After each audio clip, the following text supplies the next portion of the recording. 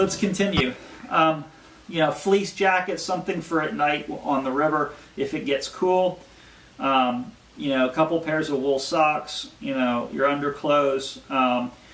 Shoes, you know, when I'm in the canoe, I'm going to have Keens on. Chacos are good. Anything, you know, river-style shoe with, you know, a little bit of grip on the bottom.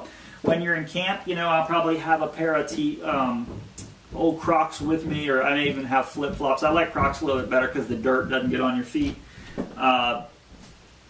You know, but to something to wear around camp. And then any other clothing items you need. Rain gear. There's a reason they don't want you to have ponchos. When you're riding along like this, you can't really wear a poncho and stay dry and paddle. If it's raining and it's not lightning and it's not storming, we're going to keep on going down the river. And you're going to need to have a rain jacket and you're going to need to have rain pants. Sierra Trading Post has some. It's a brand called White Sierra rain pants. I think when I placed my order with the 35% coupon, it was like $20 for a pair of rain pants, which isn't too bad. And then they've got them for camping next year, as opposed to having to wear a poncho. Also, keep in mind, if you're wearing clothes like this, you know, you're not going to put on rain gear just for a little rain. You're only going to put the rain gear on if it's going to rain all day. And then really what we're wearing the rain gear for is to protect against you getting cold and hypothermic. I know that sounds like it wouldn't happen in the summertime, but if it rains all day and it's 70 degrees outside, your body temperature is you're going to get cold. All right, eating gear. We don't need stoves, we don't need this, we don't need that. You just need to make sure you have, you know, your eating gear, your bowl, your plate, your cup, your spoon. At least 2 water bottles. You need at least 2 water bottles because on the river, you're going to want 2 water bottles. You get hot outside all day, and you're going to need at least 2 water bottles. I'm bringing a 3-liter, which is equivalent of 3 water bottles, like Camelback type reservoir for myself. But the cooking gear, water filters, all that gear is going to be provided by BSA. We don't have to bring it. Personal items, you can go through that. You know, small towel, that'll help reduce the amount of stuff. Sunglasses are real important. They go along with all this hat and buff and so forth. Bring the sunglasses. You know, you should have a whistle with your gear, so in case you get in trouble on the river. But then your sleeping bag, your sleeping pad, Ziploc bags and stuff. You know, we're going to be around a lot of water. Just because your gear's not going to be out there all the time, you're going to be wet. You want to keep, you know, things that are real important. Your headlamp, and as it says, carabiners to clip water bottles in your canoe. Remember the way a canoe is built. You know, it's a point on each end, and then it's got stays that the cross members. If you have a big carabiner clip, you're going to be able to clip your water bottle to that stay, and then clip your Nalgene bottle into it. You're going to turn over in your canoe. I'm just going to tell you that right now. We're all going to turn over in our canoe more than likely, which means that anything in your canoe is going to be floating or sinking if it's not secured. Okay?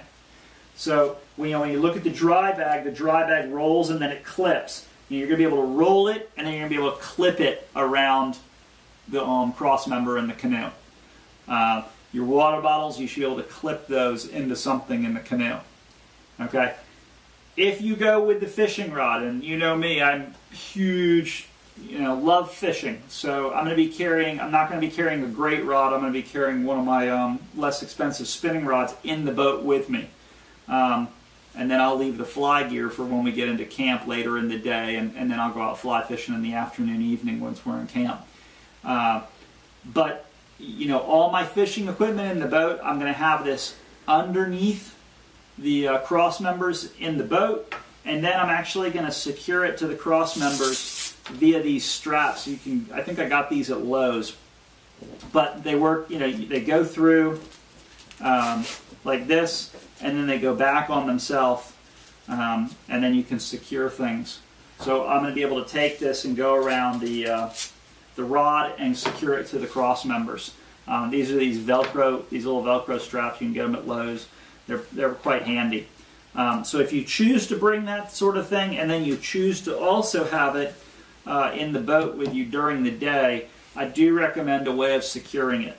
Now you can bring your fishing gear and you can leave it in the truck, and then you can just fish when we get to camp in the evenings, and then you don't have to worry about it. A note about that, as a result of this trip, you should earn a number of merit badges. The front page tells you that you're going to earn,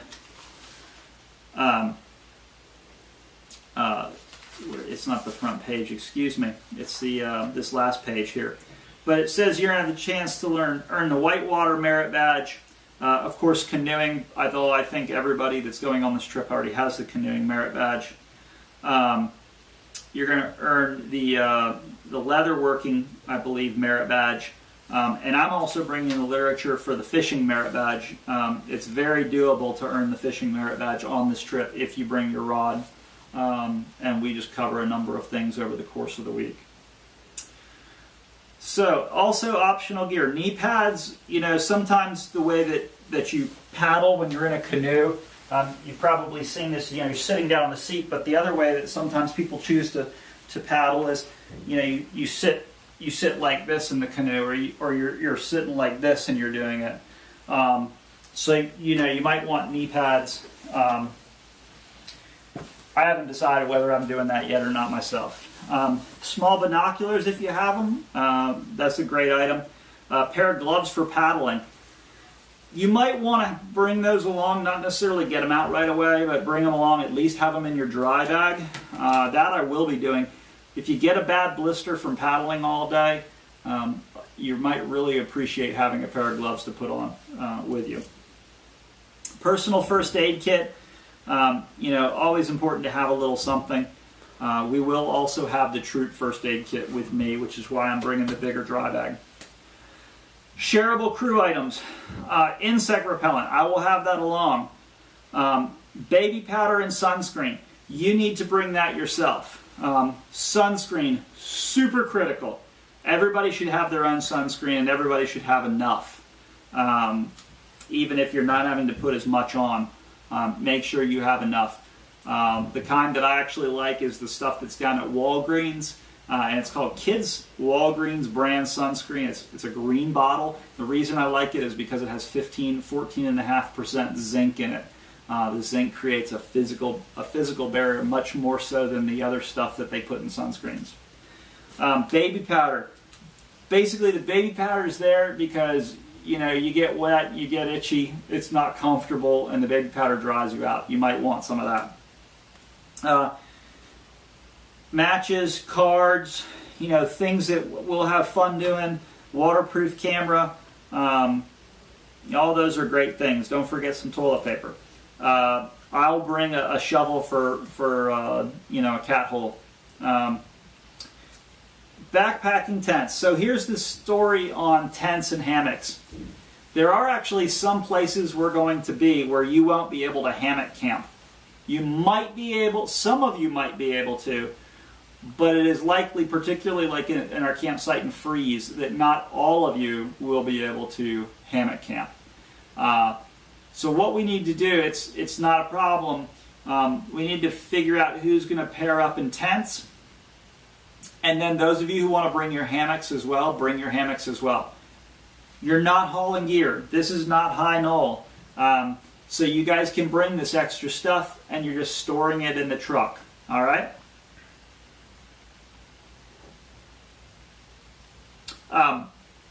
I know, you know, that I'm probably just going to bring my two-man tent. I'll stay in my two-man tent, and Jack will bring his hammock, and then on the nights when Jack can't set up his hammock, because we're in a place that won't accommodate a hammock, then Jack will be in the two-man tent with me. That pretty much covers it. This is going to be an absolutely amazing trip.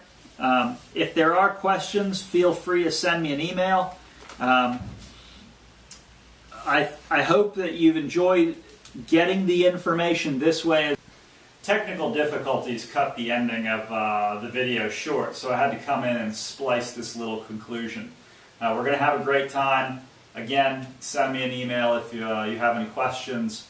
And don't forget to like this video so that I can start building my epic YouTube career. See you on Voyager.